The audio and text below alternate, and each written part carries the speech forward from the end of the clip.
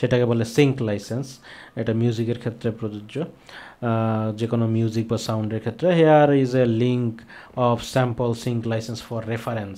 এখানে দেওয়া হয়েছে how to get one of this license, sync license. Well, you are doing to yourself. You have to contact all of the copyright holders of the song, arrange the deal. আপনি use করতে চাচ্ছেন একটা copyright content, তো কপিরাইটের যে ওনার তাদেরকে আপনার খুঁজে বের করতে হবে। Then each of them will have to agree in the terms. যদি একাধিক ওনার হয় প্রত্যেকে খুঁজে বের করতে হবে, প্রত্যেকের সাথে যোগাযোগ করবেন। তারা যদি ওই শর্তে রাজি হয় যে আমি এইভাবে ইউজ করতে চাচ্ছি, আমি এই অংশটা ইউজ করতে চাচ্ছি, এই কাজে ইউজ করতে চাচ্ছি, বিনিময়ে কি আমি আপনার প্রমোশন করে দেবো নাকি টাকা পয়সা দিব, তাদেরকে কথাবার্তা করে আলোচনা বলে তাদের সাথে রাজি করতে হবে। Your agree to exchange will take place, that is you pay them the fee and all the parties sign the documents including yourself. সব কিছু তাদের সাথে রাজি করাবেন, সব দুই পক্ষের সাইন হবে, আপনারও যার সাথে মেইন কপিরাইট ওনার তারও। at that point only will you be able to upload your video featuring that really awesome song in your video without worry. একমাত্র সেই ক্ষেত্রেই আপনি ভিডিওটা আপলোড করতে পারেন। মানে আপনি তো আপলোড করে দিবেন, আপনাকে স্ট্রাইক দিবে, তারপরে আপনি হচ্ছে ওই সার্টিফিকেটটা বা লাইসেন্সটা দেখাবেন ইউটিউবকে, যে দেখো আমার আগে থেকে এটা পারমিশন নেওয়া ছিল, তখন ইউটিউব আপনাকে ছেড়ে দেবে। Now there are some websites which handle the sync licensing and paperwork for you. অনেক ওয়েবসাইট আছে বা অনেক সার্ভিস হোল্ডার আছে যারা এই সিঙ্ক লাইসেন্সিংয়ের কাজ করে থাকে। If your licence music from a production music library or from a music catalog, the sites handle lots of this paperwork directly. এইসব ওয়েবসাইট আছে, তারা এগুলো হ্যান্ডেল করবে। This makes your life easier. You just simply find your song, purchase your license and you're good to go. The whole license process sounds like a lot of work. এখানে প্রচুর কাজ আছে, যে 20 জনের কাছে ইমেল পাঠাইতে হবে, তাদের সাথে কন্ট্যাক্ট করতে হবে, তাদের সাথে আলোচনা করতে হবে। তো অনেক থার্ড পার্টি কোম্পানি আছে যারা এই কাজগুলো করে দিয়ে থাকে। তো সিঙ্ক লাইসেন্সিং নিয়ে আমরা আলোচনা করলাম। এরপরে হচ্ছে how to dispute A copyright claim on YouTube. কিভাবে কপিরাইট ক্লেম এটা ডিসপিউট কিভাবে করতে হয়, এখানে স্টেপ বাই স্টেপ দেওয়া আছে। All our music is royalty free. All our music is royalty free, এটা হচ্ছে invideo.io blog. We bear the license fee with our music partners so our users can make use of these tracks for free. We source most of our royalty free music from story blocks and few copyright free music tracks from YouTube. InVideo বলতেছে যে এগুলা তাদের strike free, royalty free music. যদি কোনো video কপিরাইটের কারণে এটাকে track করা হয় তখন ওদের সাথে কথা বলতে বলা হয়েছে, invideo.io এর সাথে কথা বলতে বলা হয়েছে। এটা হচ্ছে একটা ওয়ে যদি ইনভিডিওর হেল্প নিতে চাই। আরেকটা, যদি আমি কোনো ক্লেম পাই তখন আমি ডিসপিউট দিতে পারি। আমার বিরুদ্ধে যদি কোনো ক্লেম করা হয় তখন আমি কীভাবে ডিসপিউট দিতে পারি। প্রথমে হচ্ছে ওইখানে কপিরাইট ক্লেমের ওখানে গিয়ে লাইসেন্স ক্লিক করতে হবে। Step 1, I have permission or license to use the content claim in the video. Step 2 হচ্ছে এই বক্সে ক্লিক করতে হবে, I have the permission to copyright owner. Step 3 হচ্ছে এন্টায়ার সেন্টেন্স পুরোটা লিখতে হবে এইরকম করে, I have an InVideo account, যে ইনভিডিও থেকে যদি আমি নিয়ে থাকি আর কি, তারপর আমি কপিরাইট স্ট্রাইক খাইছি, তখন এগুলো লিখতে হবে। মানে ফুল ডিটেলস আপনার সব কথাগুলো লিখতে হবে। I have an InVideo account and have acquired this music from them for which they have purchase a licence from Story Books which give me a commercial licence to use this content. এরকম full ডিটেলসে লিখবেন। তারপর অথবা এরকম লিখতে পারেন যে please release this copyright claim as I have acquired the audio content from InVideo a story book API partner legitimately attached in this end user license agreement between story books and InVideo end users that outline my license to use this material.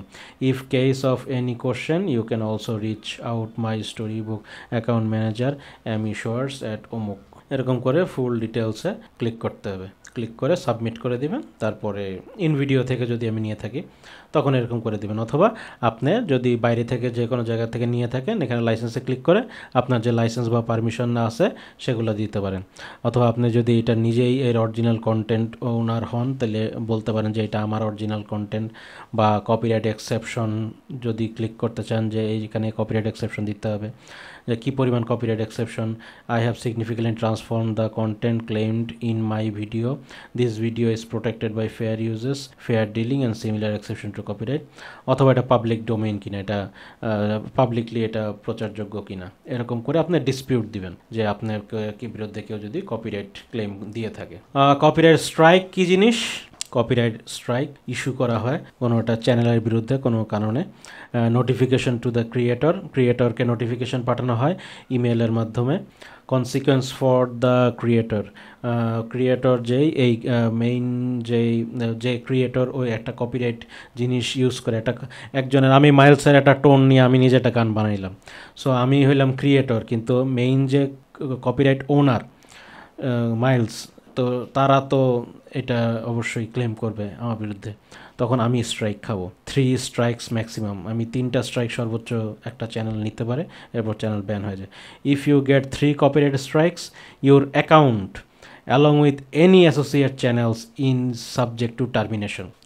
কেউ যদি বা কোনো channel যদি 3টা copyright strike পায়, তার YouTube account, তার Gmail account আর ওই অ্যাকাউন্টের আন্ডারে যত চ্যানেল আছে সবগুলো টার্মিনেটেড হয়ে যাবে। All the videos uploaded to your account will be removed.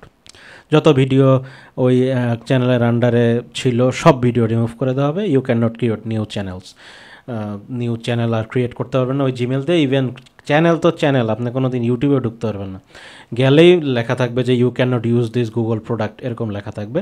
আপনি ওই জিমেল দিয়েই আর ইউটিউবে ঢুকতে পারবেন না কোনো দিন। আর হলো কাউন্টার নোটিফিকেশান আপনি পাঠাইতে পারেন কপিরাইট স্ট্রাইক খাইলে, যদি আপনি কনফিডেন্ট হন যে না এটা আমার অরিজিনাল, ও আমার এই হ্যারাসমেন্ট করার জন্য খামাখা আমাকে কন্টেন্ট স্ট্রাইক দিচ্ছে, কপিরাইট স্ট্রাইক দিচ্ছে। If a creator believes that their videos are wrongly removed due to copyright strike, they have the option to submit a counter notification. যদি কেউ মনে করে যে ইউটিউব ভুল করে কপিরাইট স্ট্রাইকের কারণে আমারটা করছে কিন্তু আমি এটা আসলেও না, তখন সে কাউন্টার নোটিফিকেশন পাঠাতে পারে। This initiates a legal process where the copyright owner has a specific time frame to response. এইটা তখন একটা লিগাল প্রসেস শুরু হবে যখন যে ক্লেম করছিল আগে, যে ক্লেম করে আমার ভিডিওটা ডাউন করে দিছে, ওই কপিরাইট ওনারকে একটা সময় দেওয়া হবে তার পক্ষে কাগজপত্র দেখানোর জন্য। And the video may be restrained if the copyright does not take legal action. এমন হইতে পারে যে ও যে যার কপিরাইটের ক্লেমের কারণে আমারটা ডাউন করা হয়েছে, তা আপনি কাউন্টার নোটিফিকেশন পাঠাইলেন, তো সে কোনো ধরনের কাগজপত্র দেখাইতে পারলো না। অনেকে করে এরকম দুষ্টামি করে কপিরাইট স্ট্রাইক দিয়ে দেয়। পরে আমি যখন কাউন্টার করব তখন সে যদি কোনো কাগজপত্র দেখাইতে না পারে নির্দিষ্ট সময়ের মধ্যে, তখন আবার সব কিছু আগের মতো, ভিডিও আগের মতো হয়ে যাবে। দেয়ার আর 3 ways to resolve a copyright strike. Copyright strike resolve করার জন্য 3টা ওয়ে আছে। 1 number, wait for it expire. Copyright strikes expire after 90 days. If it's your first strike, you will need to complete the copyright school. YouTube copyright school আমরা আগের ভিডিওতে দেখাইছিলাম যে YouTube copyright স্কুলের ভিডিও প্লাস কী ধরনের question আসে, true false. So ওই এক্সামটা দিয়ে, ওই ইউটিউব কপিরাইট স্কুল ওই এক্সামটা দিয়ে আসতে হবে এই 90 দিনের মধ্যে। আপনাকে যদি 90 দিনের মধ্যে কপিরাইট স্ট্রাইক চলে যায়, যদি এটা আপনার ফার্স্ট স্ট্রাইক হয়, তখন আপনাকে কপিরাইট স্কুল এটা কমপ্লিট করতে হবে। Gate A retraction.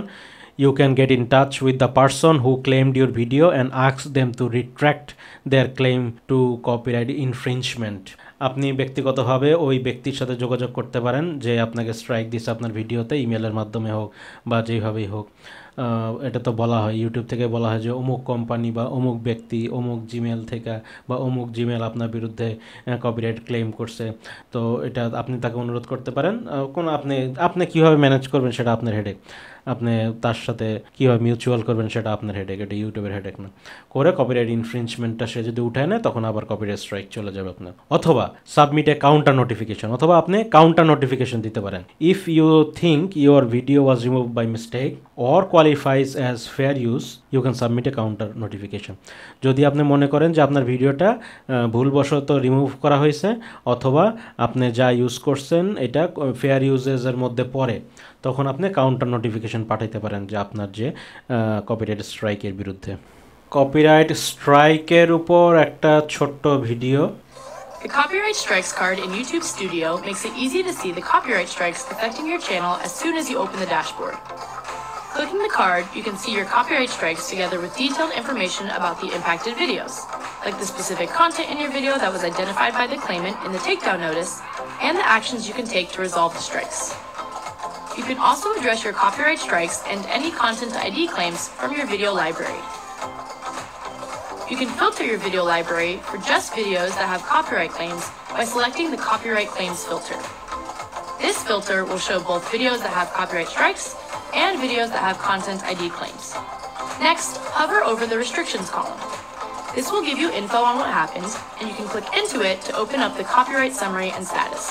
For a copyright takedown, which results in a copyright strike, you'll see details about the impact the strike has on your channel, along with the video's visibility and monetization status. From here, you can also take action against this strike by choosing to contact the claimant or submit a counter notification. For a content ID claim, which doesn't result in a copyright strike, you'll see details about the claim's impact on your channel and the video's visibility and monetization status. You'll also see the content being claimed, including the time code it appears at and the impact the claim has on your video. From this view, you can also take relevant actions to resolve the claim. You can dispute it, or you can choose to edit out the claimed content. You can trim out the claimed part of your video, which will automatically release the claim. If a song was claimed in your video, you can also choose to replace or mute the song. Any of these edits will keep your original video URL and views intact. Check out other videos in our YouTube Studio series here. Copyright strike সম্পর্কে আমরা আরও কিছু idea নিলাম, অনেক ডিটেলসে আলোচনা করলাম, আশা করি বুঝতে পারছেন। এই ভিডিওটা বারবার দেখবেন, বারবার মাথার উপর দিয়ে যাবে। সো কারো কোনো কোশ্চেন থাকলে কমেন্ট সেকশনে জানাতে পারেন। আগামী ভিডিও দেখার আমন্ত্রণ রইল।